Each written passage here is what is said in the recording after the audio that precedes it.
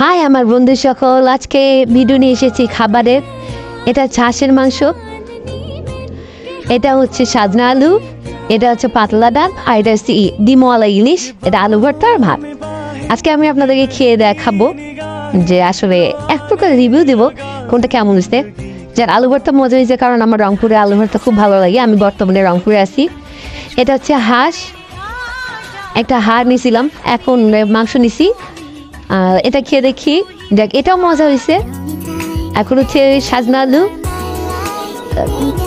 যে দামি তরকারি অবশ্যই ভালো হয়েছে, মজা হয়েছে, যাক ভালো হয়েছে।